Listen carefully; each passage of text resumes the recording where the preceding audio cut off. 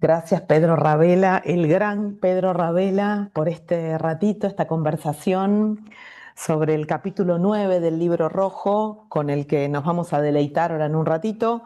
Te presento a Pedro y comenzamos las preguntas. Pedro Ravela es Claro. profesor en el Instituto de Profesores Artigas en el Uruguay, magíster en Ciencias Sociales y Educación por Flaxo, especialista en evaluación educativa, tema sobre el cual es autor de varias publicaciones, algunas de las cuales tuve el honor de ser parte. Trabaja en forma independiente en cursos, talleres, espacios de formación para docentes. Pedro, te seguimos por todos lados, en tu blog, pedroravela.com, por redes, siempre inquisidor, curioso, experimentando con las herramientas. Bueno, un placer leerte y conversar hoy. Vale, muy buenos días. Muchas gracias, Mariana, por la invitación a este espacio y por la invitación también a participar en el libro. Comenzás tu capítulo que se llama Inteligencia Artificial y Aprendizaje Profundo. Ahí ya nos dejás un enigma que además tomás porque decís el enigma de la conciencia humana. Ahí tenemos como muchas preguntas para hacerte.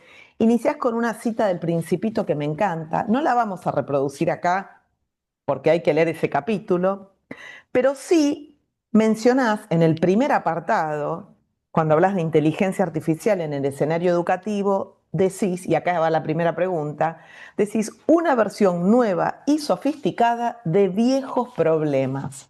A ver si podemos abrir esta conversación empezando por este punto. ¿A qué te referís con que en realidad la IA de alguna manera renueva, le pone un paño, una pincelada de novedad a problemas que en realidad son mucho más viejos, son anteriores a la época de la IA? Sí, mi visión ahí es que la IA tiene mucho potencial, nos permite hacer una cantidad de cosas. También tiene mucho potencial negativo, nos puede evitar pensar, nos incluye sesgos en sus preguntas, en fin, tiene una cantidad de problemas. Como cualquier, pero me parece que es lo mismo que cualquier otra tecnología. Trae aportes y tiene riesgos serios. Pero creo que los problemas de fondo en realidad son educativos y no son generados por la IA. La IA lo que hace, me parece, es decirnos, el rey está desnudo, ahí hay un lío, pero que no lo genera la IA, sino que viene de antes. Y allí básicamente son dos cosas para mí. Una es si la inteligencia artificial puede hacer todo el trabajo por el alumno. ¿No será, lo que creo que tenemos que preguntarnos es, ¿no será que lo que le estamos pidiendo al alumno que haga no tiene mucho valor desde el punto de vista humano y educativo, si es algo que la inteligencia puede hacer completamente sin intervención del alumno y hacer el trabajo por él? Después, en todo caso, ahondamos en esto. Y el otro aspecto que creo que la inteligencia artificial nos pone de cara es la cuestión de la motivación. Si el alumno le pide a la inteligencia artificial que le haga el trabajo, en el fondo probablemente el problema es que el alumno no está interesado en hacer ese trabajo y que la actividad educativa la hemos montado sobre la base de una cantidad de obligaciones que los estudiantes tienen que hacer porque los vamos a calificar, pero que en realidad no logramos conectar con su persona y con su subjetividad. Y por eso si me hacen hacer cosas que para mí no tienen sentido y aparece una herramienta que las puede hacer por mí, le pido a la herramienta que las haga. Yo pongo una imagen en el capítulo que me parece que ilustra esto, que es pensar en un adolescente que le gusta hacer música. Si yo tengo un adolescente al que le gusta la música, hoy día hay aplicaciones que generan música, ¿sí? Pero si el adolescente quiere hacer música, le gusta y lo disfruta, no le va a pedir a la inteligencia artificial que la haga por él. En todo caso, la usará como herramienta, pero él va a trabajar sobre lo que la inteligencia artificial le da. Si un adolescente le tiene que pedir a la inteligencia artificial que haga el trabajo completamente por él, probablemente es porque no está interesado, porque le estamos pidiendo una cuestión que tiene más de trámite administrativo para obtener una calificación que de experiencia de aprendizaje en sentido estricto. Bien, quiero hacer doble clic en estos dos puntos que traes. Voy con el primero. El segundo es la motivación. Voy con el primero que tiene que ver esto que vos decís. Bueno, si la IA puede hacer un ensayo completo, quiero ir puntualmente con el tema de la escritura. y de cómo escribir ayuda a ordenar ideas, a argumentar, a fundamentar lo que estamos pensando y diciendo. Si la IA lo puede hacer, el problema era lo que le estábamos pidiendo. Coincido con el diagnóstico, pero me meto un poquitito con más profundidad en este punto y me pregunto y te pregunto, más allá de que la IA lo pueda hacer, ¿no hay habilidades claves de la alfabetización? No hablo de la inicial, de los chiquines al inicio de la educación primaria, digo en general, en un estudiante de secundaria, incluso en el nivel superior, quienes ingresan a la universidad que necesitan alfabetizarse en ciertas habilidades de las disciplinas, ¿no? Pienso en derecho, pienso en ingeniería incluso, programar, escribir código. ¿No hay que aprender a hacerlo antes, uno, para luego poder pedírselo a una IA y poder validar eso que la IA me entrega? ¿Por qué anularíamos toda esa carrera de aprender a hacerlo porque ahora una IA lo resuelve? Es lo mismo que matemática, por ejemplo, seguimos aprendiendo las tablas, después usamos la calculadora. ¿No podríamos pensar en algún tipo de integración más gradual de estas tecnologías para que haya, para asegurarnos que hay habilidades básicas de pensamiento, de escritura, de argumentación, que igual sí tenemos que desarrollar en las diferentes niveles del sistema educativo?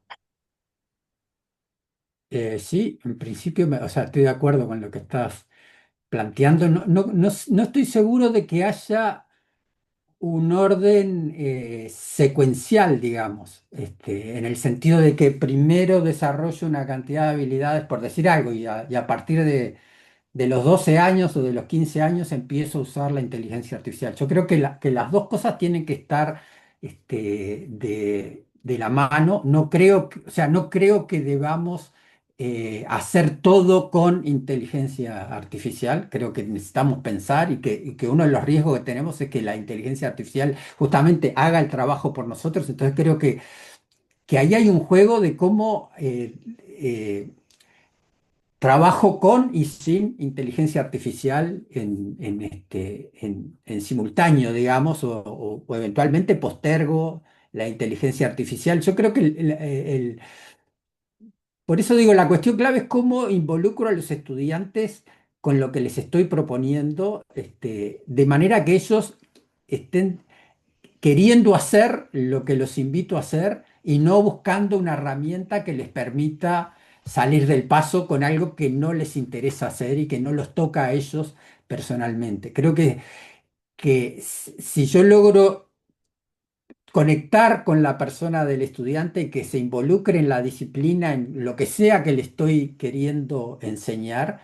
Lo de la inteligencia artificial viene después, en segundo plano, estoy de acuerdo contigo, la puede usar o no, o después que avancen en una disciplina, los puedo invitar a que exploren cómo pueden mejorar con inteligencia artificial. Lo que creo es que la búsqueda de la inteligencia artificial como sustituto obedece al problema de que no me interesa lo que me están pidiendo que haga, ¿no? O sea, me pasó con colegas, por ejemplo, que me decían, "Bueno, niños en edad escolar de 11, 10, 11 años, el papá preocupado, pero no hiciste todavía la tarea, ¿cuándo nos vamos a poner en eso?" Y el niño que le dice, no, no, eso lo hace la inteligencia artificial por mí, lo hago en 10 minutos con inteligencia artificial. O sea, pero ¿cuál es el problema de fondo? Que no estamos logrando que el estudiante quiera hacer lo que le pedimos que haga o lo que lo invitamos a hacer. En la pandemia pasaba algo parecido. Y la pandemia fue otro momento en que también yo decía, bueno, esto no es el problema de la pandemia, sino la pandemia nos muestra un problema que tenemos en educación. Los maestros me decían, tengo un problema porque cuando le doy tareas, las tareas que se mandaban a distancia, no sé si el niño las está haciendo, me parece que el papá las está haciendo por él. Y yo le decía, bueno, pero ahí el problema tal vez es la tarea, o sea, capaz que lo que tú le estás pidiendo al niño, para él no tiene mucho sentido y quiere que alguien se lo resuelva. Además de que el papá también tiene otro problema que es que no se da cuenta lo importante en educación no es que el niño apruebe las tareas, sino que aprenda, que las realice para aprender. Por eso la cita del Principito al principio, ¿verdad? Cuando dice, bueno, si yo tuviera, o sea, Si yo tuviera 53 minutos libres a la semana, iría a buscar agua al pozo en lugar de que me den una pastilla que me quita la sed. O sea, en el fondo lo que yo quiero decir con esto es lo que la IA nos pone de frente es al problema de que no estamos logrando que las personas disfruten y encuentren valor en la tarea educativa en sí mismo, sino que la tarea se vuelve una carrera de obstáculos o de requisitos a cumplir para aprobar cursos y para finalmente obtener un certificado. Creo que ese es el problema central, que si uno recupera el interés, la motivación, la IA no va a ser un problema porque va a tener otros problemas, pero la puedo usar como una herramienta o no voy a necesitar usarla en muchos momentos.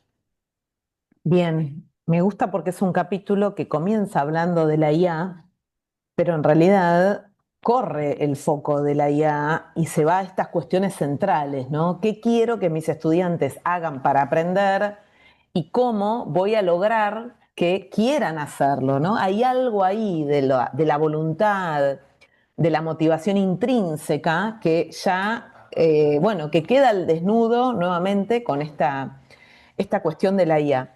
Pedro, te corro un poquito de este foco porque en algún ámbito empecé a intercambiar con colegas un nuevo enfoque para pensar cómo incorporar la IA, sobre todo en el aula, ¿no? Sobre todo en relación al estudiantado.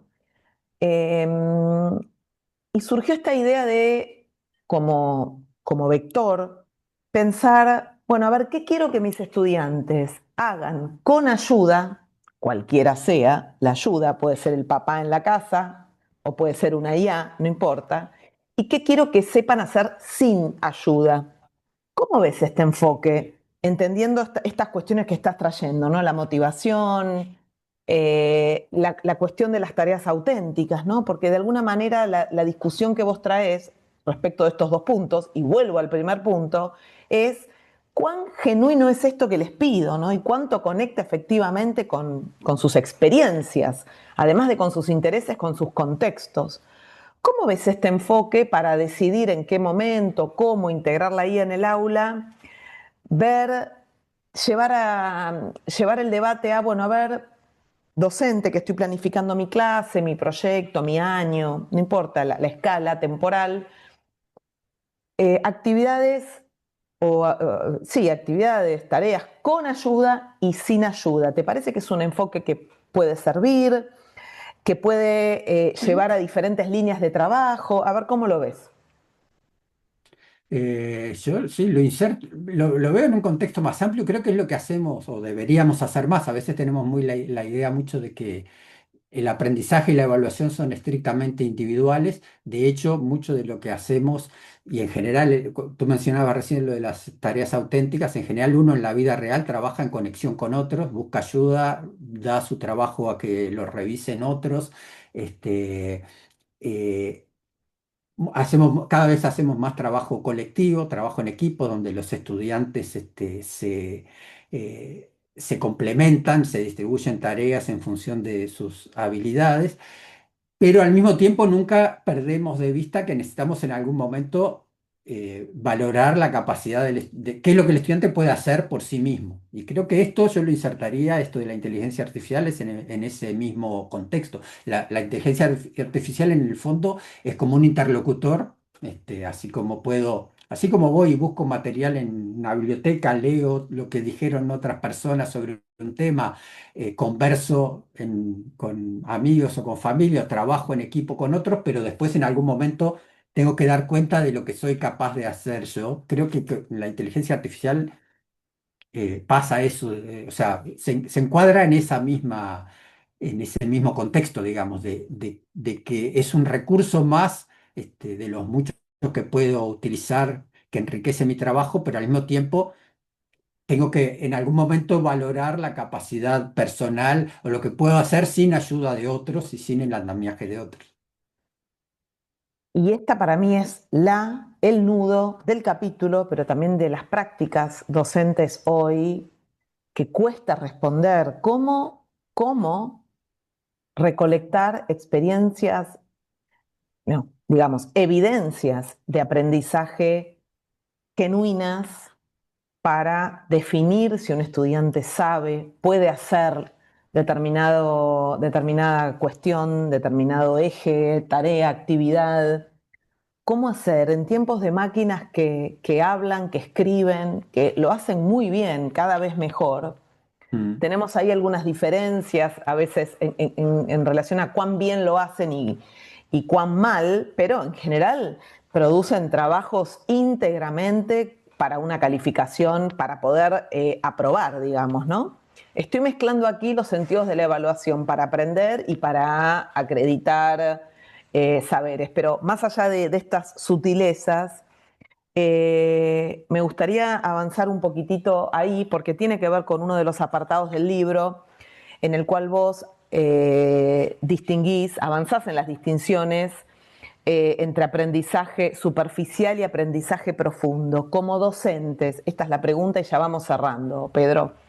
Como docentes, ¿cómo recolectar evidencias genuinas, digamos, de aprendizaje en tiempos de máquinas que realmente lo pueden, lo hacen y lo hacen bien, muy bien, cada vez sí. mejor? Dos reflexiones sobre eso. Una que está planteada en el texto es la cuestión de qué es lo que pongo yo de personal. O sea, o sea, la IA escribe muy bien, pero la IA no puede hablar de mi experiencia subjetiva. Entonces, ahí hay una cuestión que es cuánto de lo que le pedimos a los estudiantes no es simplemente manipulación abstracta de palabras, símbolos, textos, que es algo que nos pasa sin la IA. Uno lee muchas veces en cursos de maestría, de posgrado, trabajos que son refritos de citas y lo que dijo fulano y lo que dijo sultano. Y a mí siempre, cuando leo ese tipo de trabajos, siempre la pregunta me sale, bueno, pero ¿y vos qué es lo que decís? Decime algo tú, ¿qué es lo que pensás tú? Entonces, y a mí me ha pasado trabajando con talleres con colegas donde les pregunto, les pongo tareas que requieren que ellos revisen su propia experiencia con los estudiantes en el aula. Y claro, me responden con cosas a veces que genera la IA, pero que obviamente no son abstractas, no están referidas a un aula porque la IA no tiene experiencia, no está adentro de un aula, no está en tu aula. Entonces ahí hay una cuestión que tiene que ver con el carácter personal y en qué medida lo que les pedimos a los estudiantes les requiere algún grado de conexión con su propia persona, con su propia interioridad. Y el otro tema que me parece importante de tu pregunta es que yo creo que en el fondo esto de la IA nos va a forzar y nos obliga a volver a prácticas que fueron más relevantes o más presentes en el pasado, que tienen que ver con el diálogo cara a cara. ¿Sí? Antiguos esquemas en mediados del siglo pasado, yo llegué a vivir eso como estudiante del examen escrito y oral y donde uno tenía una instancia oral en que uno tenía que dar cuenta de lo que conocía de la materia o de lo que había producido. Creo que ese tipo de interacción personal vamos a necesitar recuperarla, que simplemente o sea que no pasa hoy día. Bueno, es lo que pasa cuando uno tiene que defender una tesis. No alcanza con hacer una buena tesis. Sabemos que yo le puedo pedir no a la inteligencia artificial. Antes de la inteligencia artificial había gente que se dedicaba a escribir tesis para otros y que vende tesis y demás. Entonces, siempre que presento una producción puede estar hecha por otros o con ayuda de otros. Y entonces creo que es insustituible la instancia de interacción directa, personal con los estudiantes para que ellos piensen y hablen y sobre lo que hicieron con o sin inteligencia artificial sobre las producciones que presentaron. Creo que esto que tú estás planteando nos remite a también a este aspecto que creo que es importante como volver a pensarlo y retomarlo, que tiene un problema práctico que es el de la cantidad de estudiantes. Bien, vamos a ir cerrando, Pedro. Para mí es un lujo este ratito que conversamos, de muchas otras conversaciones que venimos teniendo y que hemos tenido. Y vamos a cerrar con la cita del Principito, ¿te parece? Porque vos la Dale. nombraste, la trajiste. Una mención por si te me vas después. No, que después lo otro que está, que vos mencionaste al principio, que para el público, digamos, que le puede interesar, lo otro que hay en el capítulo que da para otra conversación como esta, que es toda la cuestión que me parece fascinante de en qué se semeja y en qué se diferencia lo que hace la IA de la conciencia humana, del modo que tenemos de pensar los seres humanos. Que me parece que es muy interesante porque a veces como que se pone sin más que la inteligencia artificial es inteligente del mismo modo que lo somos los humanos y hay diferencias muy importantes que son fascinantes, ¿verdad?